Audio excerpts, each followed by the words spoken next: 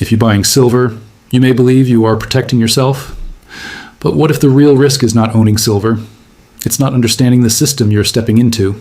Because beneath the calm price charts, beneath the reassuring headlines, beneath the idea that silver is just another commodity, there is a structural tension building, inventory tightening quietly, industrial demand accelerating silently, paper contracts multiplying invisibly, and history shows something very uncomfortable. When metals reprice, they do not move politely, they move violently. The question is no longer whether silver will move. The question is whether those holding it are positioned correctly, or whether they are standing in the wrong place when the pressure finally releases. Welcome to Boring Currency Ledger. If you value calm, serious economic briefings, not noise, then subscribe. Slowly, properly, the way experience teaches patience. And tell us, from which city, which country, are you watching this analysis unfold? He looks at the price chart and sees stability. She checks the market summary and sees consolidation. They hear analysts say the volatility has cooled. And for many in the business community, that appears reassuring. Silver is trading within a range. The extreme spikes have paused. The headlines are quieter. The panic that once surrounded the metal has faded into routine commentary. To the untrained observer, this feels like equilibrium. It feels like balance has returned. But seasoned economic historians understand something different. They know that markets rarely fracture during visible chaos. They break after calm. Stability, especially after turbulence, often hides internal stress that is not yet resolved. What looks quiet on the surface can conceal deep structural strain underneath. For entrepreneurs and business owners, this distinction matters because silver is not just another commodity. It sits at the intersection of monetary policy, industrial expansion, and global debt instability. When such forces converge, price charts alone do not tell the full story. At present, the global economy operates under extraordinary weight. Sovereign debt levels remain near historic highs. Major economies continue to finance deficits through borrowing. Interest rates, though elevated compared to previous years, remain politically sensitive. Central banks speak of discipline, yet they face slowing growth and fragile financial systems. This creates a policy dilemma. If inflation accelerates again, tightening must resume. If recession deepens, liquidity must return. Either direction introduces volatility. Neither direction delivers structural certainty. And silver, as both a monetary and industrial asset, reacts to both environments. Many young investors assume that stability in price means stability in supply and demand. That assumption is often incorrect. Commodity markets frequently compress before they expand. They coil before they release. In recent cycles, silver has demonstrated sharp upward moves, followed by aggressive corrections. To some, that appears like speculation. To others, it signals imbalance, searching for resolution. Business leaders who study cycles recognize this pattern. They understand that the global monetary system is still adjusting to years of aggressive stimulus. Trillions were injected into financial markets. Asset prices inflated rapidly. Now the system attempts normalization without triggering systemic failure. This balancing act is delicate. Silver's dual identity makes it uniquely sensitive. On one side, it functions as a monetary hedge. When confidence in currency weakens, capital often moves toward tangible assets. On the other side, it is a critical industrial input. Solar infrastructure, electric vehicles, medical technology, and advanced electronics all depend on it. Unlike many financial assets, silver demand is not purely speculative. It is functional. That combination creates tension. If economic growth slows, industrial demand may soften temporarily. If currency weakness returns, investment demand may surge. In both scenarios, volatility increases. Stability becomes temporary. At the same time, mining supply does not expand quickly.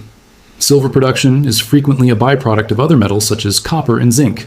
When those industries slow, silver supply can tighten even if silver prices remain stable.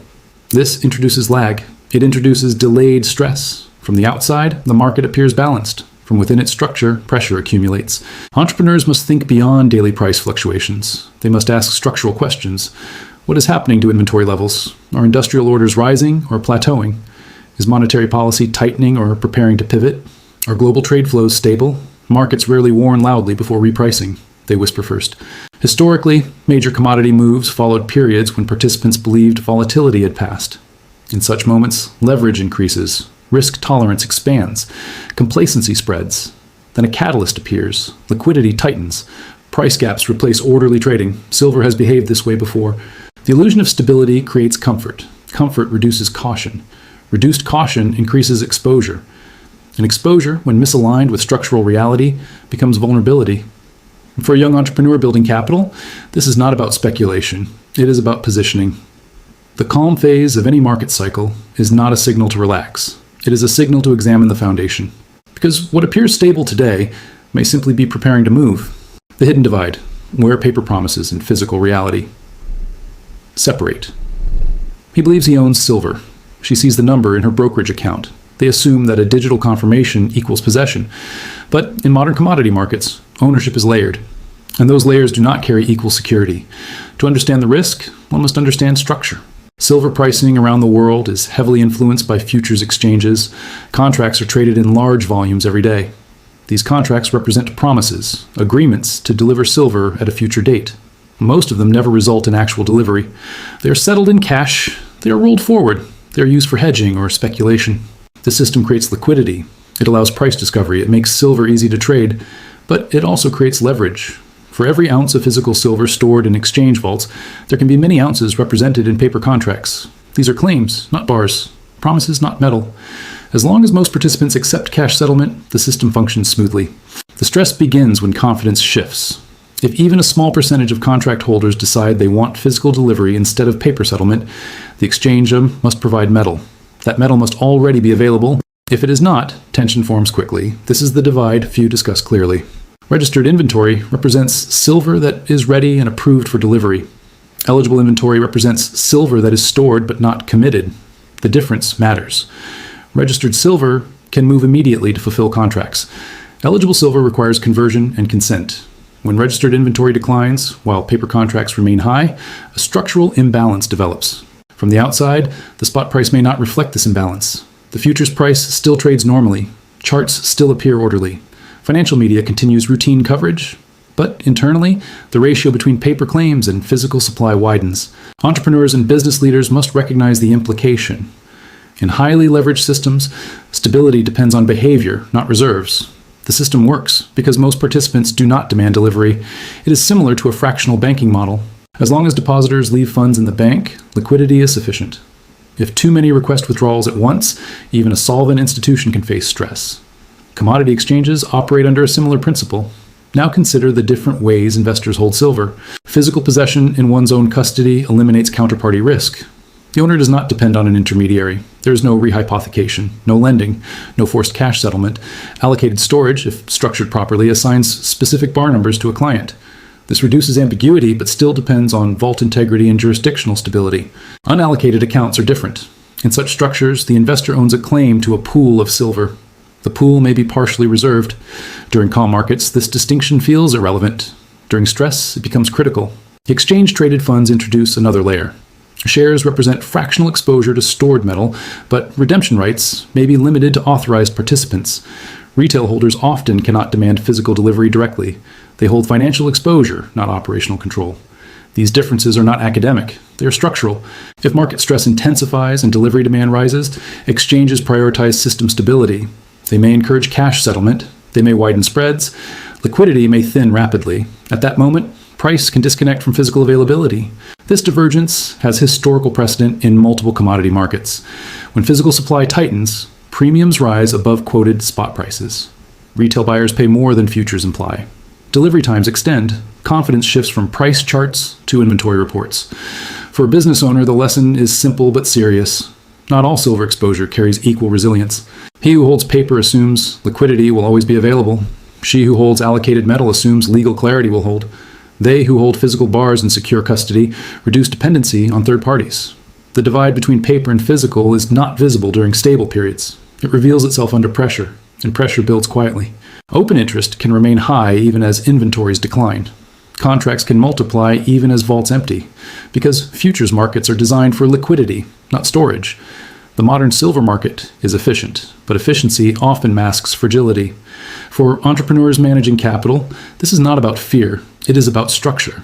It is about asking whether their exposure aligns with their objectives. If silver is held as short-term speculation, paper instruments may suffice.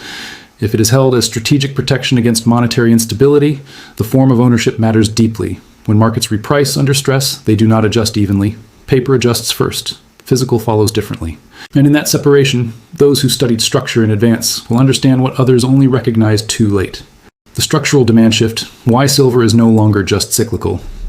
He studies price charts. She studies earnings reports. They track interest rates and currency movements. But few step back to examine the physical engine driving silver's future demand. Because beneath short-term volatility, a structural shift is unfolding, measured not in speculation, but in measurable consumption. According to data from the Silver Institute and global commodity research groups, total silver demand in recent years has consistently exceeded 1 billion ounces annually. Of that figure, industrial consumption alone has approached 700 million ounces per year, representing roughly 65 to 70% of total demand. This ratio marks a historic transformation.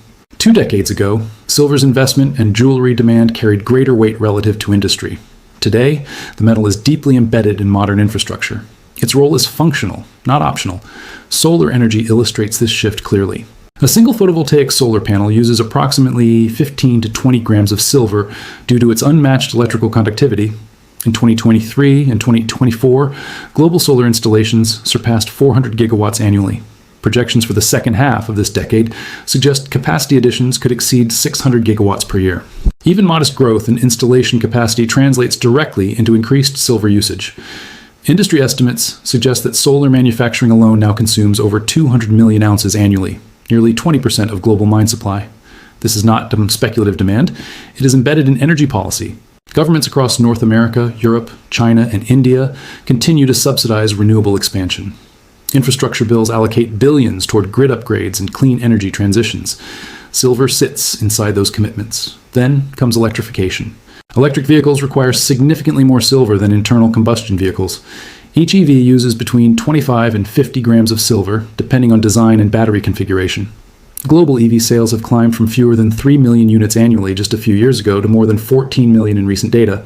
If projections hold and annual EV sales approach 20 million units globally, silver demand from this sector alone could exceed 80 to 100 million ounces per year. Unlike luxury demand, this consumption cannot be easily delayed. Automotive production follows manufacturing schedules, not commodity price hesitation. Beyond energy and vehicles lies another layer: digital infrastructure. Artificial intelligence expansion requires advanced semiconductors. Data centers consume vast quantities of electrical components. High-performance computing systems depend on conductive materials with minimal resistance. Silver's properties, highest electrical conductivity of any metal, make substitution difficult in high-efficiency applications. Electronics and electrical applications collectively account for hundreds of millions of ounces annually. Even small increases in device production multiply quickly across global supply chains. Medical usage adds further demand. Silver's antimicrobial properties are critical in wound dressings, surgical instruments, and hospital equipment. While smaller in volume compared to solar or electronics, medical demand remains stable and non-cyclical. Now consider supply. Global silver mine production has hovered near 1 billion ounces annually.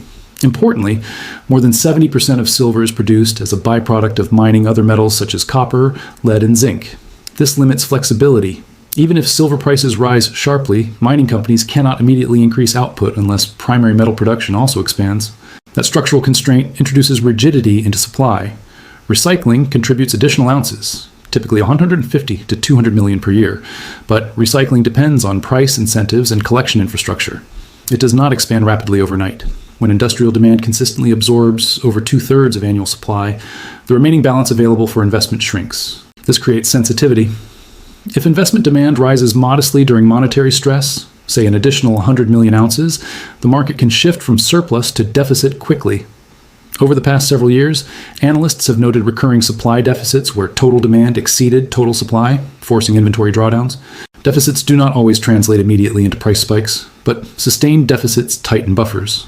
For entrepreneurs analyzing risk, this matters deeply. Industrial demand is not driven by speculation. It is embedded in contracts, production schedules, and national policy goals. Solar manufacturers cannot simply pause production for years without breaching agreements. Automakers cannot redesign supply chains instantly. Silver, therefore, has evolved from a primarily cyclical metal to a structurally integrated industrial input. This does not eliminate volatility. It changes its foundation. He who views silver purely as a hedge may underestimate industrial pull. She who sees it only as an industrial metal may underestimate monetary response. They who recognize both forces understand the asymmetry. If global growth slows moderately, industrial demand may plateau, but structural electrification trends remain intact.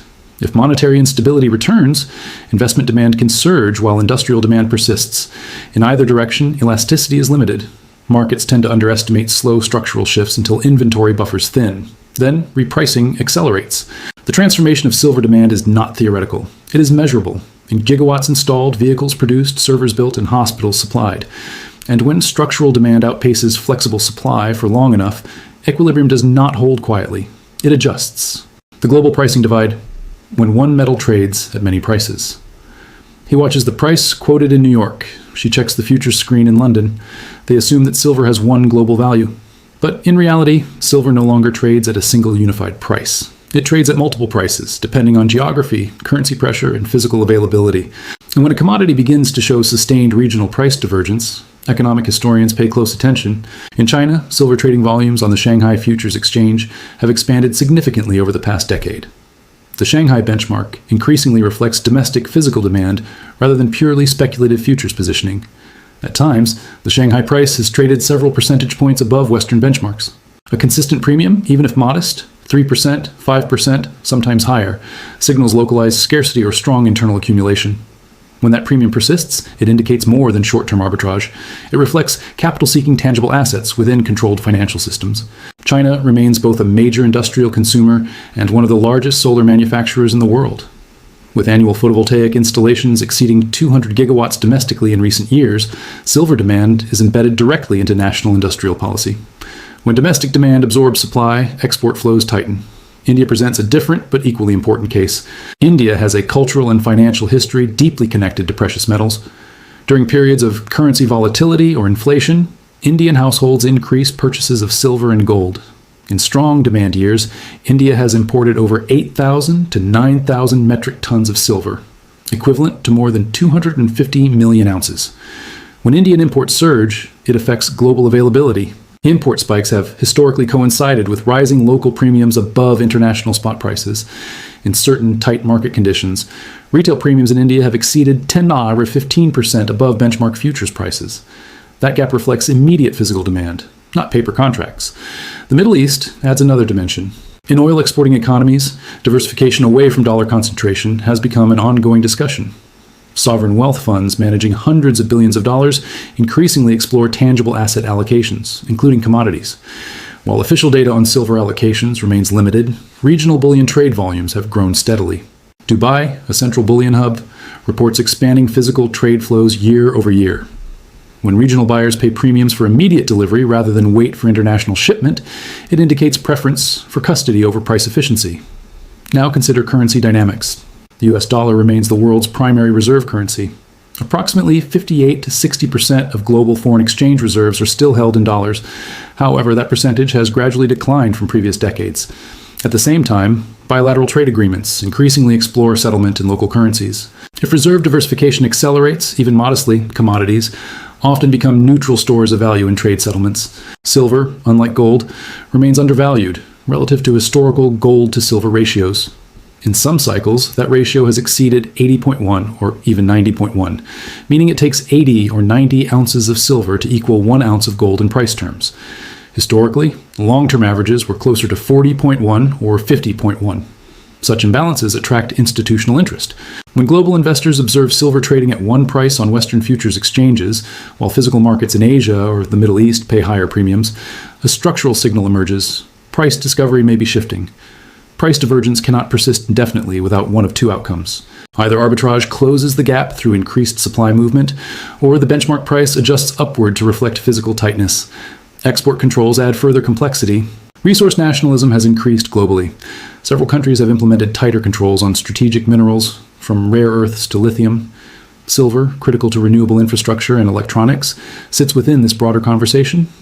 Even modest export friction can influence global supply chains. For business leaders, the lesson is not about predicting immediate price spikes. It is about understanding signal formation. When one metal trades at different effective prices across major economic zones, it suggests capital is voting with behavior rather than headlines. He who watches only the quoted spot price may miss this signal. She who monitors global premiums sees early stress. They who track trade flows understand that commodities often reprice internationally before domestic investors react. Global pricing divergence is rarely random. It reflects local urgency. And when urgency builds across multiple regions simultaneously, Asia, India, Middle East, the adjustment does not remain regional for long. It becomes global. Silver's story, therefore, is no longer confined to a single exchange screen. It is unfolding across trade corridors, currency systems, and industrial expansion programs. When the same metal commands multiple prices, the market is quietly asking a question: which price reflects reality?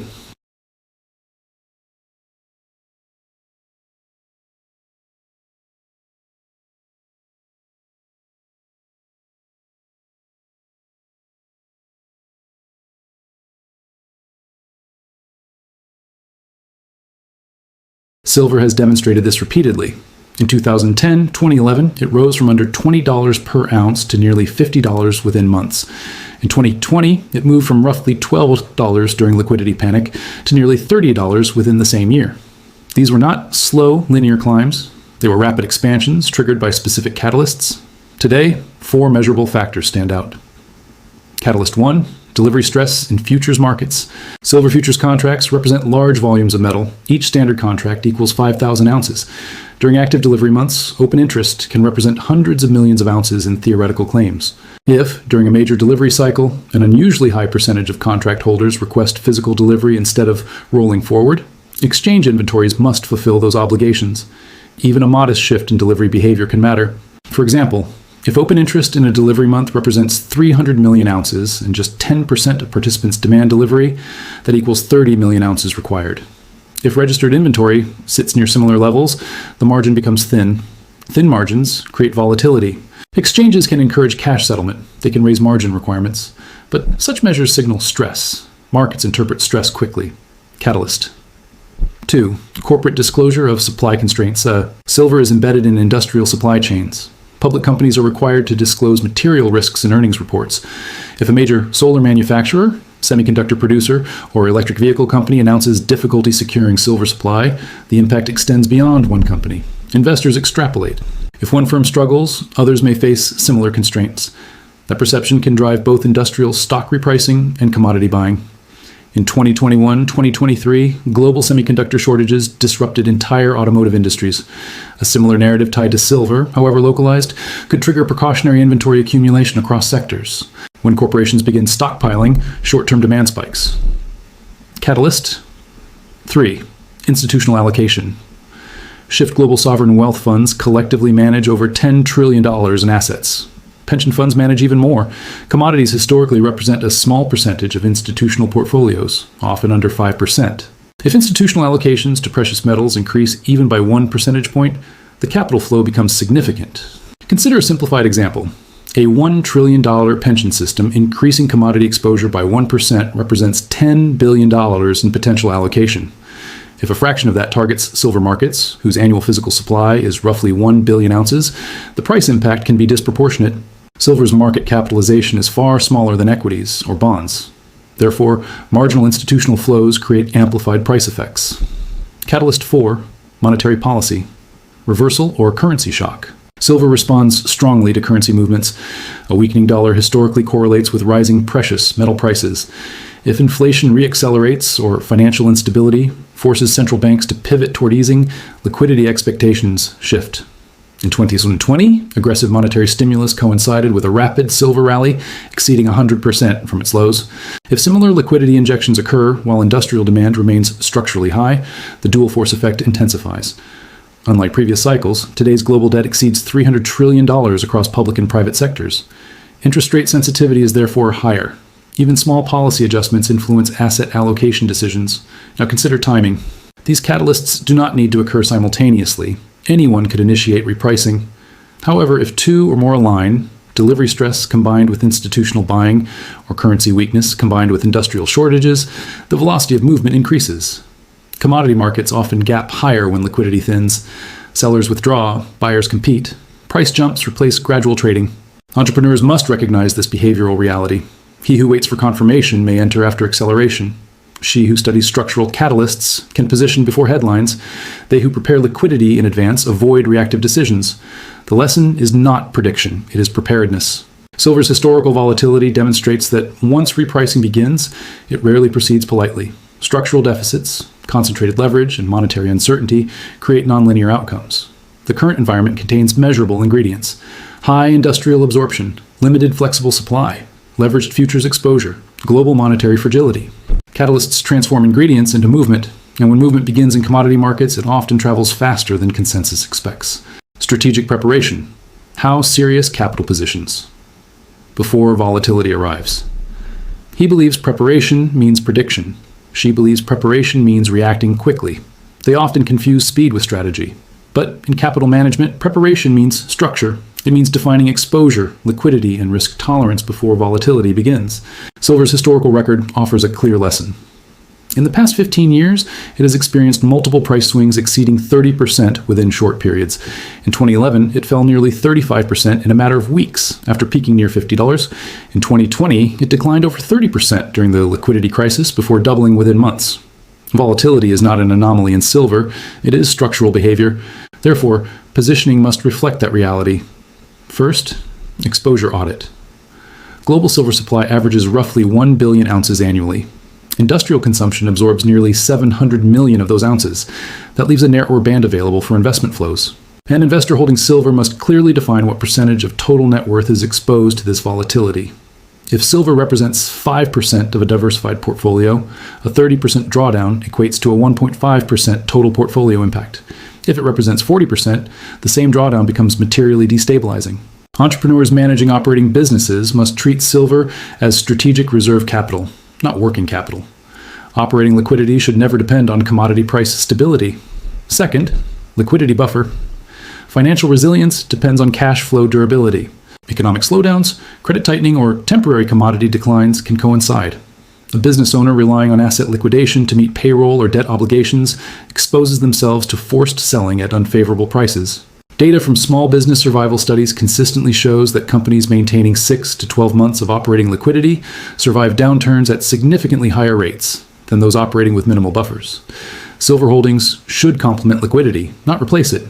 Third, ownership structure. As discussed previously, not all silver exposure is identical. Physical custody eliminates counterparty dependency. Allocated storage reduces ambiguity. Paper instruments increase liquidity but introduce systemic reliance. In stress events, exchanges can raise margin requirements sharply. During 2011's silver peak, margin increases occurred multiple times within weeks, contributing to rapid price declines. Leveraged positions became vulnerable overnight.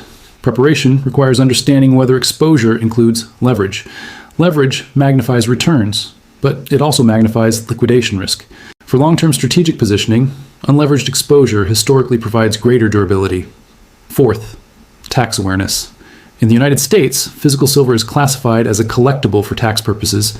Long-term capital gains can be taxed at rates up to 28% compared to 15-20% for many equities. Other jurisdictions apply different frameworks. Failure to account for taxation distorts net return calculations.